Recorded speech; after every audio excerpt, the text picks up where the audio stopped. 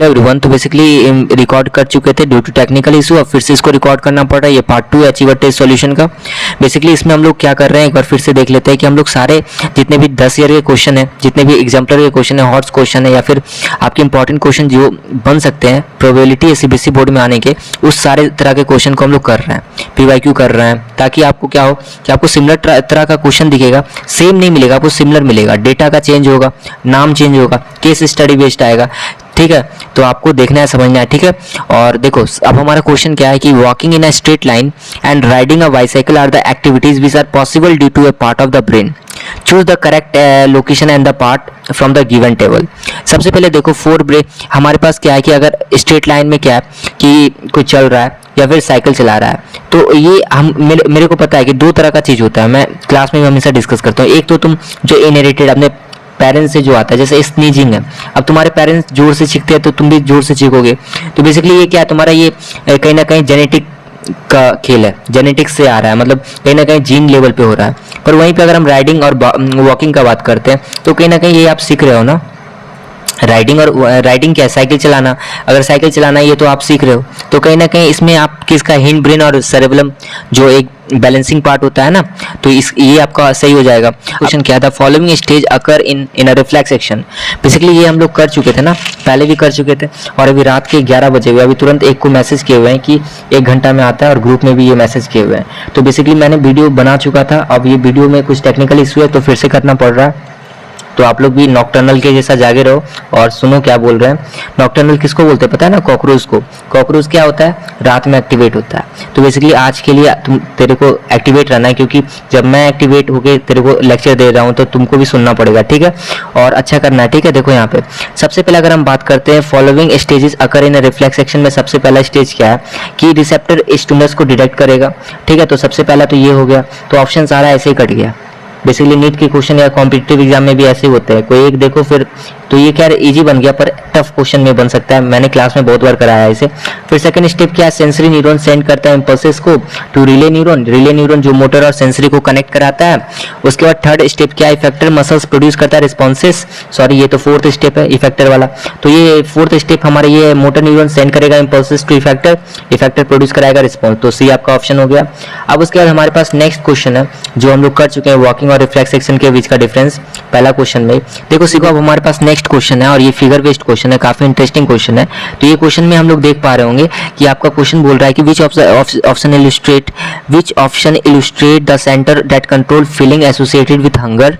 ठीक है, M and the centre that allow person to walk in a straight line, that means की N. तो सबसे पहले अगर हम देखते हैं कि एसोसिएटेड विद हंगर में एम से डिनोट कर रहे हैं, तो एम हमारा क्या हो गया, हिंड ब्रेन हो गया। ठीक है, आपको पता होना चाहिए हंगर से रिलेटेड क्या है, हिंड ब्रेन के पार्ट में होते हैं। और उसके बाद अगर एग्जैक्ट हम बात करते हैं कि स्ट्रेट लाइन में अगर वॉक कर रहे हो तो आपका फोर ब्रेन का पार्ट रिस्पॉन्सिबल है, अगर फिगर बेस्ड देखा जाए तो। ये आपका ऑप्शन सही हो गया। अब उसका नेक्स्ट क्वेश्चन हमारा अच्छा सा इंपॉर्टेंट क्वेश्चन है। इंपॉर्टेंट क्वेश्चन क्या है, images show structure of neuron, जिसमें से आपको क्या है डायरेक्ट बोल दिया कि नोजेस स्मेल सेंस कर रहा है, इसमें से कौन सा मैकेनिज्म ट्रेवलिंग मतलब सही है आपके लिए सेंसेस को ट्रेवल करने के लिए। सबसे पहला चीज क्या है कि ऑल्फैक्टरी रिसेप्टर यहाँ पे भी है, यहाँ पे भी है, ये दोनों तो गलत हो गया। Dendritic tip of nerve cells यहाँ पे भी है, यहाँ पे भी है। अब देखो यहाँ पे क्या है, फिर उसके बाद dendritic tip of nerve cells क्या लिखा हुआ है, ध्यान से देखना। तो यहाँ पे देख, यहाँ पे dendritic tip of nerve cells यहाँ तक भी है, यहाँ तक भी है। एक्सोन यहाँ पे भी है, यहाँ पे भी है। उसके बाद देख यहाँ पे क्या है, नर्व एंडिंग आ गया ना। फिर release of signals dendritic tip of other nerve cells, सही है। यहाँ पे देख सेल बॉडी आ गया, एक्सोन के बाद सेल बॉडी कैसे आएगा, दिस इज रॉन्ग ना, that's why this is wrong. Okay, अब मेरे को बताओ कि एक्सोन के बाद सेल बॉडी कैसे आएगा, एक्सोन से पहले सेल बॉडी होता है ना। ठीक है, तब हमारे पास एक क्वेश्चन अच्छा है, एसेसन एंड रीजन का क्वेश्चन है। क्वेश्चन क्या है, कुछ नया तरह का क्वेश्चन मैंने डाला है, इस तरह का आपको क्वेश्चन मिलेगा। ठीक है, animal can react to stimuli in different ways. ये तो मैंने क्लास में ये लाइन लिखाया भी था कि जो एनिमल्स होते हैं वो मल्टीपल वेज में रिस्पॉन्स करते हैं, और अगर प्लांट्स का बात करते हैं तो वो कहीं ना कहीं रिस्पॉन्स जो करते हैं वो डिले भी करते हैं और बहुत ही नेग्लिजिबल में रिस्पॉन्स करते हैं। जैसे मान लेते हैं येलोइंग ऑफ लिप्स हो रहा है, तो लिप्स का येलो ही पड़ रहा है, तो कहीं ना कहीं जरूरी अपने सिम्टम्स को दिखा रहा है कि जरूर कुछ ना कुछ हो रहा है, तभी तो कुछ मिनरल्स का डिफिशियंसी हो रहे होंगे प्लांट्स, तभी तो। पर इसमें मल्टीपल वेज में नहीं होता है। पर अगर हम एनिमल्स का बात करते हैं, अगर मैं आपको बोलूंगा फुटबॉल का मैच हो रहा है, तो क्या सबको फुटबॉल का मैच पसंद होगा, किसी को पसंद होगा, किसी को नहीं भी पसंद होगा। कोई क्या करेगा, पढ़ते पढ़ते फुटबॉल का मैच देख रहा होगा हॉट स्टार पे, कोई क्या इग्नोर करेगा, कोई पूरा इग्नोर करेगा। तो ये मल्टीपल वेज में रिस्पॉन्स होता है। जितने भी एनिमल्स होते हैं सबके पास नर्वस सिस्टम है और इंडोक्राइन सिस्टम है इन्वॉल्विंग इन हार्मोन्स, तभी तो ये मल्टीपल वेज में होते हैं। ठीक है, इतना कॉम्प्लेक्स बॉडी होता है, तो ये एसेसन और रीजन दोनों सही है और इसका करेक्ट एक्सप्लेनेशन है। अब उसके बाद अगर हम बात करते हैं कि इस तरह क्वेश्चन में आपको 4 ऑप्शन मिल जाएगा, आप वहाँ देखना एग्जाम में आपको मिल जाएगा कि एसेसन और रीजन ट्रू है, कि उसका रीजन एक्सप्लेनेशन भी सही है, कि एक्सप्लेनेशन गलत है, कि एसेसन ट्रू है रीजन फॉल्स है, या रीजन ट्रू है एसेसन फॉल्स है। नेक्स्ट क्वेश्चन हमारा क्या है कि brain is also known as central nervous system, ये गलत है। सुन के तो लग रहा होगा सही है, पर क्या ब्रेन को सिर्फ हम सेंट्रल नर्वस सिस्टम कहते हैं? सेंट्रल नर्वस सिस्टम में क्या होता है? Brain plus spinal cord, that's why this is wrong. Central nervous system control regulate voluntary action, क्या सेंट्रल नर्वस सिस्टम कंट्रोल करता है और रेगुलेट करते हैं वॉलेंटरी एक्शन? ये सही है। तो हम क्या बोलेंगे? Assertion is false but reason is true. Reason क्या है? ट्रू है। तो हम क्या बोलेंगे? एसेसन इज फॉल्स पर reason is true. Receptor is specialised group of cells in a sense organ that basically what you can say that कि जो रिसेप्टर्स होते हैं वो हमारे ग्रुप ऑफ सेंस ऑर्गन, मतलब ग्रुप ऑफ सेल्स होते हैं जो सेंस ऑर्गन में होते हैं, ये मैंने पहले भी बताया था, जो कहीं ना कहीं परसीव करते हैं पर्टिकुलर टाइप ऑफ स्टिमुलस को, जो परसीव क्या करते हैं? पर्टिकुलर टाइप ऑफ स्टिमुलस को। तो different sense organ have different receptor for detecting stimuli. तो कहीं ना कहीं आप बोल सकते हो कि इसमें एसेसन और रीजन क्या है, आपको सुन के सही लगा होगा, पर क्या ये करेक्ट एक्सप्लेनेशन है? बिकॉज लगा के देखो, क्या receptor specialise group of cells होते हैं सेंस ऑर्गन के जो परसीव करते हैं पर्टिकुलर टाइप ऑफ स्टिमुलस, पर यहाँ बिकॉज लगाओ तो different sense organ have different receptor, ये एक अलग स्टेटमेंट है, इसलिए दोनों स्टेटमेंट सही है, पर reason is not a correct explanation. अब नेक्स्ट क्वेश्चन है cyton region of nerve fibre collect information for the brain. Cyton region जो नर्व फाइबर का होता है वो कहीं ना कहीं क्या करता है? कलेक्ट करता है इन्फॉर्मेशन फ्रॉम द ब्रेन। तो आपको पता होना चाहिए कि ये भी गलत इन्फॉर्मेशन है कि साइटोन रीजन का ये काम ही नहीं होता है कि जो का इन्फॉर्मेशन ब्रेन से कलेक्ट करे। साइटोन तो आपका न्यूरॉन का पार्ट है ना, साइटोन तो आपका जिसको हम क्या बोल रहे हैं? सेल बॉडी बोलते हैं, सेल बॉडी का दूसरा नाम साइटोन है, तो ये गलत हो गया। फिर नेक्स्ट क्वेश्चन आपका क्या हो गया कि as a nerve fibre can either we lack of myelin sheath और मे बी माइलिन शीथ। तो कहीं ना कहीं हम बोल सकते हैं reason is true, okay, reason is true but assertion is false. अब हमारे पास क्या कहता है? I think this is going to repeat, okay. तो अब देखो नेक्स्ट हमारे पास क्या है कि एक पैसेज वाला क्वेश्चन है जो रिफ्लेक्स एक्शन से रिलेटेड है, जिसको आप पढ़ लेना और आपको पता चलेगा कि रिफ्लेक्स एक्शन से रिलेटेड है, उसके बेसिस पे आपके पास कुछ क्वेश्चन आएगा। ये क्वेश्चन तो आप आराम से कर सकते हो। देखो इसका सबसे पहला क्वेश्चन बोला है रिफ्लेक्स आर्क क्या होता है, तो हम लोग देख सकते हैं रिफ्लेक्स आर्क एक न्यूरल पाथवे होता है या फिर बोल सकते हैं कि शॉर्टेस्ट पाथवे होता है जो कंट्रोल करता है रिफ्लेक्सेस को। It include sensory nerve and motor nerve with a synapse in between. और देखो फिर उसके बाद आपका सेकंड क्वेश्चन में क्या बोला है? ये वाला पूछा है कि एक्स क्या है। ये देखो सेंसरी रिसेप्टर आपका मैसेज लेके आया, तो कहीं ना कहीं एक्स आपका क्या हो गया? आपका सेंसरी न्यूरॉन हो गया, कि वही ना रिसेप्टर से सेंसरी न्यूरॉन क्या करेगा? रिसेप्टर से मैसेज को कैरी करेगा, ठीक है, from the receptor to central nervous system of spinal cord and brain. अब उसका थर्ड क्वेश्चन आपका क्या है? ध्यान से देखना। राइट ए स्टेजेस ऑफ, ठीक है, right A stages of right the stages that occur in a reflex action. तो मैंने क्लास में आज भी कराया था, बहुत बार कराया कि आखिर रिफ्लेक्स एक्शन का क्या क्या स्टेजेस है। Give two example of reflex action. तो सी नंबर का सबसे पहले आपको क्या पता होना चाहिए कि रिसेप्टर डिटेक्ट करेगा स्टिमुलस को, सेंसरी न्यूरॉन सेंड करेगा इंपल्सेस टू रिले न्यूरॉन, फिर सेंसरी से मोटर के पास आएगा, मोटर से न्यूरॉन सेंड करेगा impulses to effector, effector produce करेगा रिस्पॉन्स को। नोट्स में भी एक पेज में करके लिखाए थे सारे डिटेल में एग्जाम्पल के साथ। तो सबसे पहले रिसेप्टर का खेला, फिर सेंसरी न्यूरॉन, फिर उसके बाद ये इंपल्सेस रिले न्यूरॉन को भेजेगा, रिले मोटर और सेंसरी दोनों को कनेक्ट कराता है, और मोटर न्यूरॉन इंपल्सेस को सेंड करेगा इफेक्टर के पास, इफेक्टर अपना रिस्पॉन्स प्रोड्यूस करेगा। सलिवाइजेशन एंड ब्लिंकिंग ऑफ आईज आपका ये फोर्थ ऑप्शन है, रिफ्लेक्स एक्शन का एग्जांपल है, ठीक है। अब उसका नेक्स्ट क्वेश्चन है what is the significance of nervous system. और बेसिकली अगर हम बात करते हैं सिग्निफिकेंस ऑफ नर्वस सिस्टम के ऊपर, तो आपको पता होना चाहिए कि पेरिफेरल नर्वस सिस्टम के ऊपर हम लोग देख रहे हैं क्वेश्चन। तो पीएनएस का काम क्या होता है? ब्रेन और स्पाइनल कॉर्ड को रेस्ट बॉडी से इंटरकनेक्ट करता है ताकि एक्सटर्नल इन्वायरमेंट से भी कनेक्ट करता है। तो PNS work as connect the brain and spinal cord to the rest of the body and external environment. Regulate करता है इंटरनल होम्योस्टेसिस। होम्योस्टेसिस का मतलब होता है internal body temperature. Internal body temperature तुम लोगों को पता होना चाहिए कि आपका इंटरनल बॉडी टेम्परेचर कांस्टेंट है, तो ये कौन मेंटेन करता है? Peripheral nervous system. Spinal cord और ब्रेन को इंटरकनेक्ट करता है और इंटरप्रेट कराता है, और कहीं ना कहीं रेस्ट बॉडी और एक्सटर्नल एनवायरनमेंट से भी कनेक्ट करता है। मोस्ट इंपॉर्टेंट ये लाइन लिखना है, ये रेगुलेट करता है होम्योस्टेसिस, दैट मींस की internal body temperature. It can regulate and strength the muscles contractility, muscles के कॉन्ट्रैक्टिलिटी को भी रेगुलेट करता है, ठीक है। अब देखो ह्यूमन ब्रेन किससे प्रोटेक्टेड होता है? आपको पता होना चाहिए कि स्कल के आउटसाइड में मेनिंजेस होते हैं, डूरामेटर, पियामेटर, आर्किनोइड, कहीं ना कहीं यहाँ पे सेरेब्रोस्पाइनल फ्लूइड भी होते हैं, सेरेब्रोस्पाइनल फ्लूइड, ठीक है, जो मेनिंगल्स के लेयर्स के बीच में होते हैं। अब आपके पास आता है नेक्स्ट क्वेश्चन जो आपका रिफ्लेक्स एक्शन और बीटिंग ऑफ हार्ट के रिलेटेड है। ये भी आपका 2023 में पूछा गया था। बीटिंग ऑफ हार्ट एक इनवॉलेंट्री एक्शन होता है जो कहीं ना कहीं कंट्रोल होता है, हम कंट्रोल होता है कहीं ना कहीं। क्या बोल रहे हो कि आप कंट्रोल तो करते नहीं हो, आपको मैंने पहले भी बताया था हार्ट का बीट करना। आप सो जाओ फिर भी होगा, खाना खा रहे हो तभी होगा, बैठे हो सुन रहे हो लेक्चर तभी हो रहा होगा। रिफ्लेक्स एक्शन एक सडन मूवमेंट है, किसी भी चीज़ के रिस्पॉन्स के समथिंग होते हैं। They do not need any kind of stimulus, but कहीं ना कहीं इसको तो स्टिमुलस चाहिए, बिना स्टिमुलस का तो रिफ्लेक्स एक्शन नहीं होगा। द एक्शन ये ब्रेन के रेगुलेट करते हैं पर ये स्पाइनल कॉर्ड रेगुलेट करता है। इसमें क्या स्केलेटल मसल्स का कोई मूवमेंट होता है? नहीं होता है। कि आपका हार्ट बीट कर रहा है तो इसमें स्केलेटल मसल्स का क्या मूवमेंट? कोई भी मूवमेंट नहीं है। पर they do involve skeletal muscles. This action are perform by throughout one's life. This action produce in response an event in emergency. ये एक्शन जो होता है इमरजेंसी के वक्त होता है। This action may be quick और स्लो, पर रिफ्लेक्स एक्शन का जो हमारा होता है वो क्विक होता है। अब उसके बाद हमारे पास एक अच्छा क्वेश्चन है। अच्छा क्वेश्चन कुछ ऐसा है कि हमारे पास जो समीर है वो पढ़ाई कर रहा है रूम में। सडनली उन्होंने कुछ स्मेल किया और burning he see smoke in the room. He rushes out the room immediately. वह समीर ए का वॉलेंट्री है या इनवॉलेंट्री है? देखो समीर सबसे पहले क्या वॉलेंट्री में रसिंग किया होगा, कहीं ना कहीं वो एक कॉन्शियस कंट्रोल में था। उसने सोचा ना कि कुछ हो रहा है, उसको स्मेल आया तो कॉन्शियस होकर सोचा। फिर उसके बाद smoke and smell were perceived by the receptor in the sense organ and signal send to the brain. Brain send किया इफेक्टर ऑर्गन को, मसल्स मूव किया और वो अपने रूम से बाहर निकल गया। तो अब हमारे पास देखो एक टॉपर का हैंड राइटिंग, इससे बहुत चीज आपको सीखने को मिलेगा। टॉपर का हैंड राइटिंग से आपको क्या सीखने को मिलेगा? सबसे पहला बात ये सीखने को मिलेगा कि आपका यहाँ पे क्वेश्चन क्या पूछा है, नर्व इंपल्सेस, और इसने क्या लिखा है कि direction followed by the nerve impulses by travelling in the body diagram. एक डायग्राम पहले बना दी, ठीक है, ऐसे ही आपको भी करना है। गुपचुप के साथ पापड़ी लगा देना। देखो डायग्राम बनाइए मतलब एग्जांपल डालो, ठीक है, एग्जांपल बहुत इंपॉर्टेंट है। फिर फंक्शनिंग ऑफ न्यूरॉन को मैंने इतना बार पढ़ाया था, उसने क्या किया कि फंक्शनिंग ऑफ न्यूरॉन को यहाँ अच्छा से लिख दिया। नर्व इंपल्सेस पहले क्या होता है, इसने लिखा कि transmitted from one neurons to other in the form of electrical impulses. Okay, electrical impulses के फॉर्म में ट्रेवल करता है। ये इंटर करता है डेंड्राइट में, move through the axon and reaches to the nerve ending.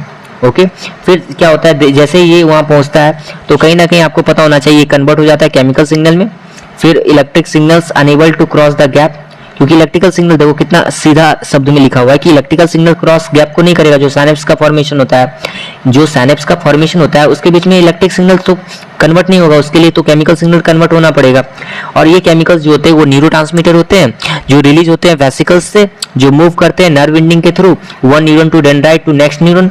ये न्यूरोट्रांसमीटर होते हैं जो एक डेंड्राइट से दूसरे न्यूरॉन्स के एक नर्व एंडिंग से दूसरे डेंड्राइट में मूव करते हैं। आपको पता भी नहीं होगा कि मैं 11:15 पे लेक्चर रिकॉर्ड कर रहा हूँ और लगभग आज पूरा दिन मेरे को लगता है 10 से 12 घंटा मैंने पढ़ाया है, फिर भी मैं इसी इंटेंसिटी के साथ आपको पढ़ा रहा हूँ।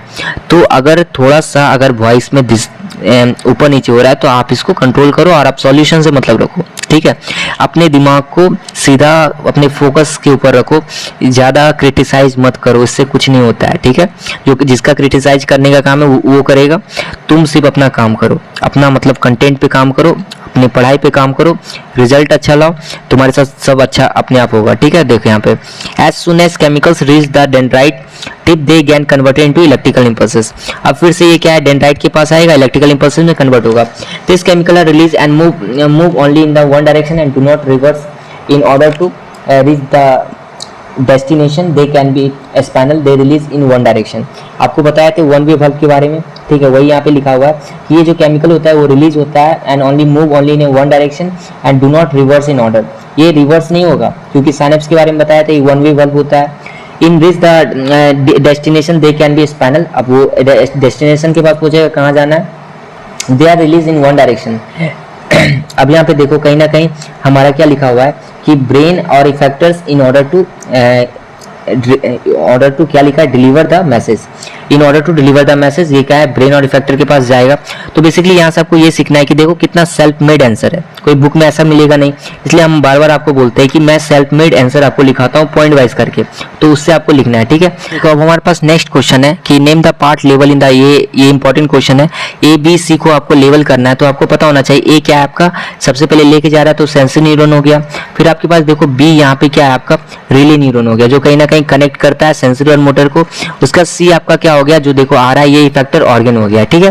Right the function of A and C. अगर हम बात करते हैं ए के फंक्शन के ऊपर, तो कहीं ना कहीं ये कंडक्ट कराएगा इंपल्सेस को, सेंसरी न्यूरॉन क्या करेगा, रिसेप्टर से इंपल्सेस को कंडक्ट कराएगा सीएनएस के पास या स्पाइनल कॉर्ड के पास, बेस्ड अपॉन एक्शन जो आपके ब्रेन में चलेंगे वो कहीं ना कहीं इफेक्टर मसल्स आपके मसल्स के थ्रू होंगे ना। इफेक्टर मतलब क्या है, मसल्स।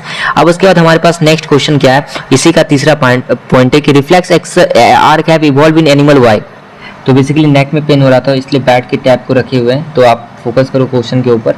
तो हमारे पास नेक्स्ट क्वेश्चन है कि हमारे पास नेक्स्ट क्वेश्चन ये है कि यहाँ पे क्वेश्चन हमारा ये है कि आखिर यहाँ पे क्वेश्चन क्या था कि reflex arc has evolve in animal, ठीक है, reflex arc has evolve in animal why. तो सबसे पहले इसका आंसर आप ये लिखना कि reflex arc have evolve in animal because thinking process जो ब्रेन में होता है वो फास्ट होता है, फिर भी हम यहाँ पे क्या बोल रहे हैं कि not enough for reflex action, there should be a reflex arc, ताकि एक रिस्पॉन्सिबल हो सके, एक क्विक रिस्पॉन्स हो सके।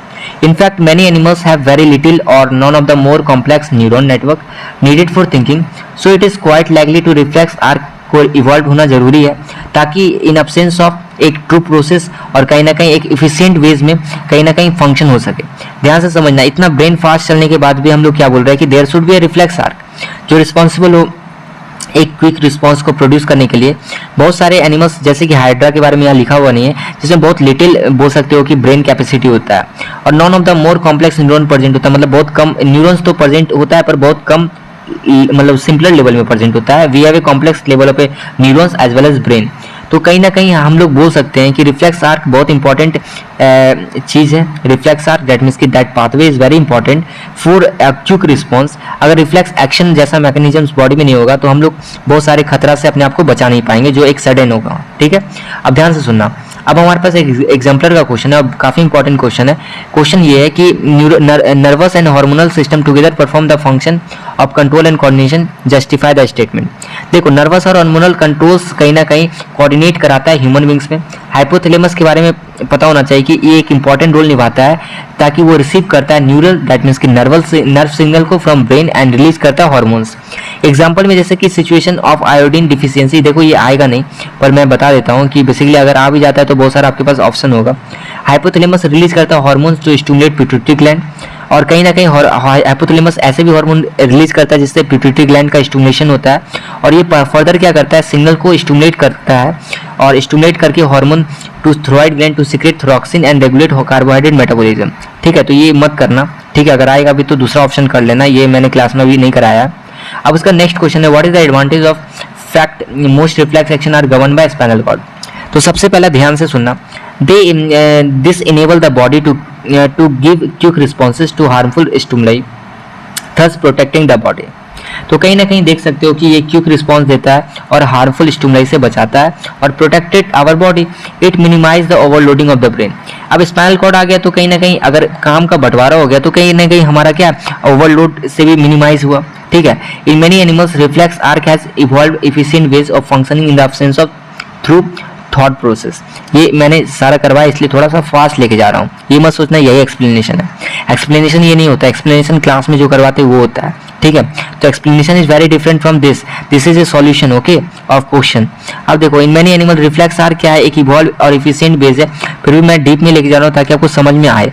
और जहाँ से इफिशिएंट बेस ऑफ फंक्शनिंग होता है in absence of true thought process. अब यहाँ पे देखो रिफ्लेक्स आर्क के बारे में मैंने बार बार बताया कि एक पाथवे होता है, ठीक है। अब हमारे पास नेक्स्ट क्वेश्चन है, नेक्स्ट क्वेश्चन ये है कि what is the chemical communication better than electrical impulses means of communication between cells in a multicellular organism. तो क्वेश्चन इज सेइंग दैट कि केमिकल कम्युनिकेशन क्यों बेटर होता है as compare to electrical impulses as means of communication between cells in a multicellular organism. Electrical impulses have limited access, we know that कि कहीं ना कहीं limited access होता है only to those cells that are connected by the nervous tissue और neurons, whereas chemical signal can reach each and every part cell of the body. तो देखो electrical का एक सबसे बड़ा डिसएडवांटेज होता है कि इसका सब जगह कनेक्शन होता नहीं है। तो कहीं ना कहीं केमिकल सिग्नल क्या है कि सारे सेल्स के पास रीच कर सकते हैं पर केमिकल इलेक्ट्रिकल के साथ ऐसा नहीं होता है। Cells need time to reset in order to create repeated. तो कहीं ना कहीं इलेक्ट्रिकल में क्या होता है कि सेल्स को टाइम चाहिए रीसेट करने के लिए, ऑर्डर के लिए। सबसे पहले क्या है डेंड्राइट से जाएगा एक्सोन नर्व एंडिंग के पास, फिर से ये केमिकल साइनेप्स बनेगा, फिर से ये इलेक्ट्रिकल में कन्वर्ट होगा। तो new electrical impulses were so such time is required for chemical communication. तो आपको पता होना चाहिए कि नया एक new electrical impulses, whereas अगर हम बात करते हैं केमिकल कम्युनिकेशन, इसमें कोई भी टाइम का रिक्वायरमेंट नहीं है, ठीक है। तो ये एक इंपॉर्टेंट पॉइंट था जो आपको याद रखना है, केमिकल और इलेक्ट्रिकल में डिफरेंसेस। Chemical is better. अगर हम बात कर रहे हैं केमिकल में होता क्या है कि हम लोग बात कर चुके हैं, अब हमारे पास नेक्स्ट क्वेश्चन है और काफी इंपॉर्टेंट क्वेश्चन है।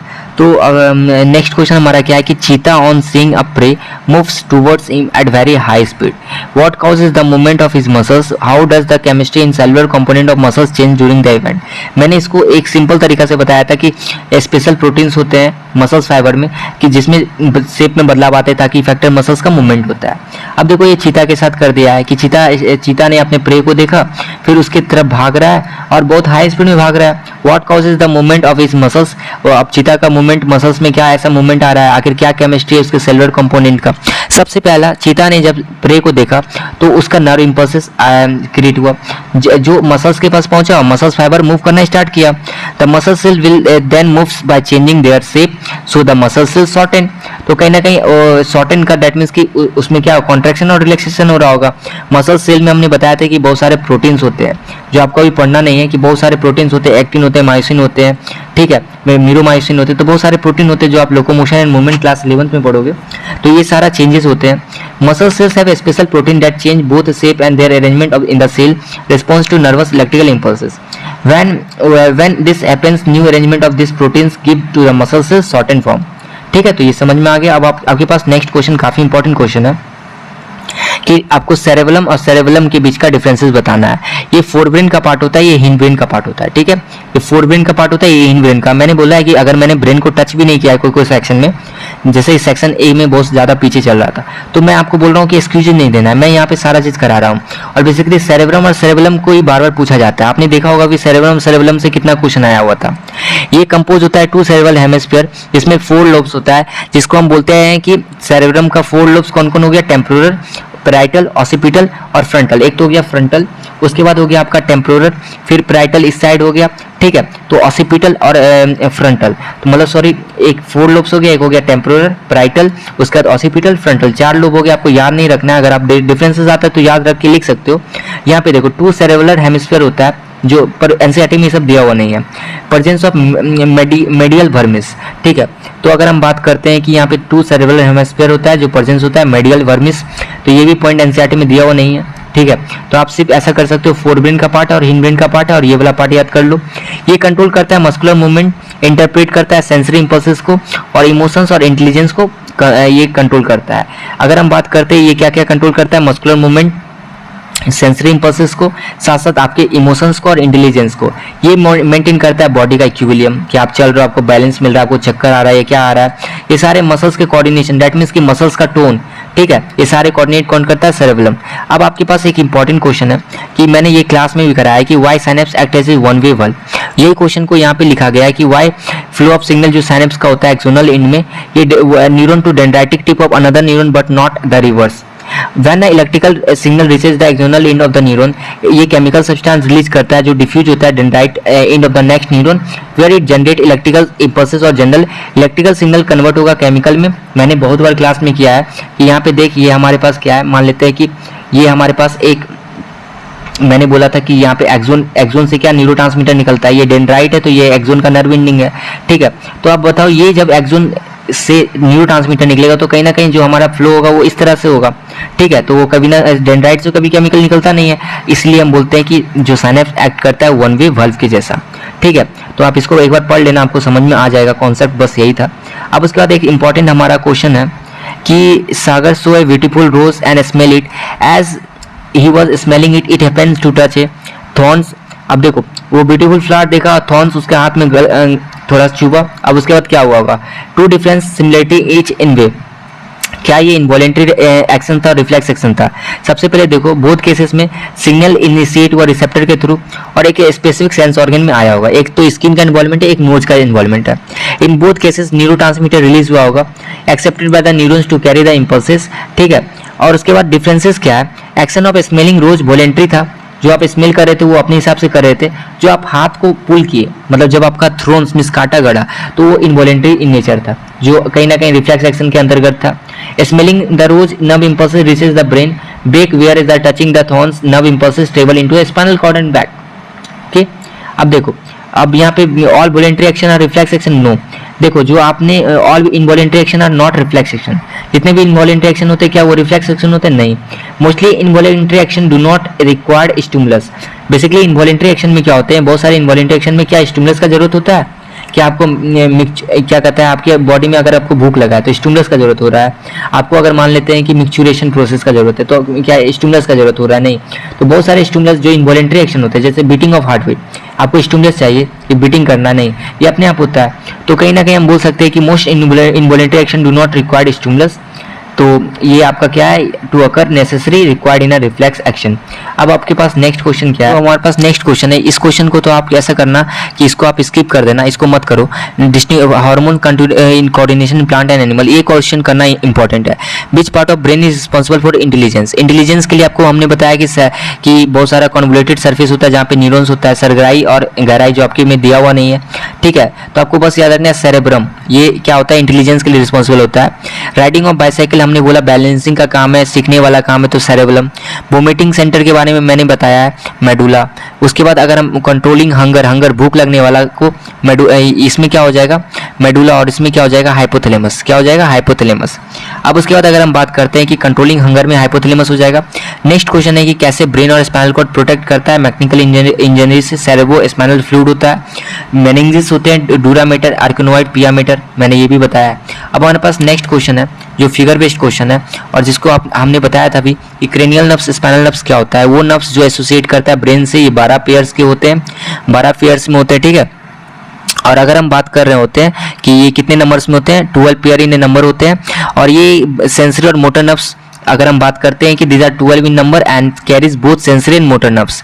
स्पाइनल नर्व्स जो होते हैं connect with a spinal cord, ये 31 पेयर्स के होते हैं। Spinal nerves arises from the dorsal root of ventral root of both unite neural canal and single branch, it comes out vertebral column. देखो ये तुम अभी स्किप भी कर सकते हो, ठीक है, इसको हम और डिटेल में बताएंगे। ये मेनिंजेस होता है, ये एक बार डायग्राम देख लो, ये सेरेब्रम है, ये सेरेबलम है, ये सेरेबलम है, और ये यहाँ पे एमओ है। ये पोजीशन आप देख लो, ये आपके लिए इंपॉर्टेंट होने वाला है, ठीक है। अब उसके बाद हमारे पास नेक्स्ट क्वेश्चन है रिफ्लेक्स एक्शन का, फिर से एक क्वेश्चन है और इजी क्वेश्चन है कि रिफ्लेक्स एक्शन क्या है, उसका एग्जांपल दो। रिफ्लेक्स एक्शन एक तरह से बोल सकते हो स्पॉन्टेनियस है, ऑटोनॉमिक है, इसको पढ़ लेना। जो विदाउट ये मैंने बहुत बार कराया, ये भी मैंने अभी तुरंत कराया है, ठीक है, तो आप इसको कर लेना। एग्जाम्पल आप कंपोनेंट देख सकते हो, रिसेप्टर होता है और जो स्टिमुलस को परसीव करता है। फिर आप देख सकते हो कि रिसेप्टर के बाद आप क्या कर सकते हो, सेंसरी और एफरेंट नर्व जो कहीं ना कहीं मैसेज को रिसेप्टर से स्पाइनल कॉर्ड के पास लेके जाता है। फिर न्यूरॉन स्पाइनल कॉर्ड को ट्रांसमिट करेगा इम्पल्सेस को इफरेंट मतलब कि मसल्स के पास। फिर मोटर और इफरेंट नर्व्स कैरी करेगा मैसेज स्पाइनल कॉर्ड से मसल्स के पास ताकि वो रिस्पॉन्सेज को शो करेगा। आइए कुछ हमारे पास इंपॉर्टेंट एग्जाम्पल है, जैसे कि हो गया रिफ्लेक्स एक्शन का blinking of eyes. Foreign particle जैसे ही जाता है तो क्या होता है, आपका आईलिड क्या ब्लिंकिंग करता है ना। स्नीजिंग जब अनवांटेड पार्टिकल्स आपके नॉस्ट्रिल्स में चल जाते हैं। वाटरिंग ऑफ माउथ जब तुम फूड को देखते हो। जब आपका कहीं ना कहीं क्या है कि withdrawal of food if nail comes in the way of walking in the pricks in the food. Immediate withdrawal of the hand on touching, जैसे हॉट सब्सटेंस को टच करते हो। तो this was the discussion of your achiever test solution. I hope कि आपको पसंद आया होगा। थोड़ा सा नेक में मतलब बहुत ज़्यादा पेन हो रहा है 2 दिन से, ठीक है, तो आप समझ पा रहे होगे कि इस तरीका में भी आपके लिए लेक्चर रिकॉर्ड किया जा रहा है। तो आपको क्या करना है, अच्छी तरीके से लेक्चर देखना है। और थैंक यू फॉर वॉचिंग। काफ़ी सपोर्ट मिल रहा है आप लोग का, काफ़ी अच्छे से कमेंट कर रहे हो, काफ़ी अच्छे से लेक्चर देख रहे हो, तो आप इसी तरह से लगे रहो, ठीक है। हम लोग मिलते हैं नेक्स्ट लेक्चर में। तो